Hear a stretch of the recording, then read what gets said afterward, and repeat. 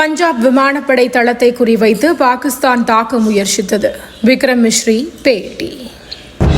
அப்பாவிகளை தாக்கும் பாகிஸ்தான், அமைச்சர் ஜெய்சங்கர் கண்டனம். முப்படை தளபதிகளுடன் சந்திப்பு, பிரதமர் மோடி முக்கிய ஆலோசனை. பயங்கரவாதத்தை ஒருபோதும் ஆதரிக்க மாட்டோம், அண்ணாமலை கருத்து. தமிழகத்தில் வாரந்தோறும் மருத்துவ முகாம், அமைச்சர் மா சுப்பிரமணியன் அறிவிப்பு. தமிழகத்தில் பள்ளி மாணவர்களுக்கு வழங்க 4.19 கோடி பாட புத்தகங்கள் தயார், பள்ளிக் கல்வித்துறை தகவல். என் 1 மாத ஊதியத்தை NDF-க்கு தருகிறேன், இசையமைப்பாளர் இளையராஜா அறிவிப்பு.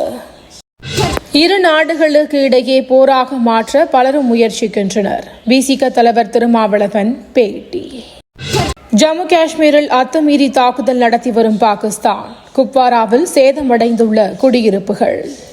போர் பதற்றம், ராஜஸ்தானின் ஜெய்சால்மர் நகரில் ஊரடங்கு உத்தரவு அமல். இந்தியா தாக்குதலை நிறுத்தினால் பதற்றத்தை தணிப்பது குறித்து பரிசீலனை, பாகிஸ்தான் அறிவிப்பு. பதற்றத்தை தணிப்பதற்கான முதல் படியை இந்தியா எடுக்க வேண்டும், மெஹ்பூபா முஃப்தி வலியுறுத்தல். ஆபரேஷன் சிந்தூர் தாக்குதல், 5 முக்கிய பயங்கரவாதிகள் கொல்லப்பட்டதாக தகவல்.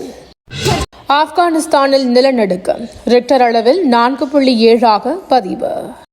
திண்டுக்கல், நாகை உள்ளிட்ட மாவட்டங்களில் இன்று மழைக்கு வாய்ப்பு, வானிலை மையம் தகவல். தினந்தோறும் காலை தலைப்புச் செய்திகளை உடனுக்குடன் தெரிந்து கொள்ள வணக்கம் இந்தியா நியூஸுடன் இணைந்திருங்கள்.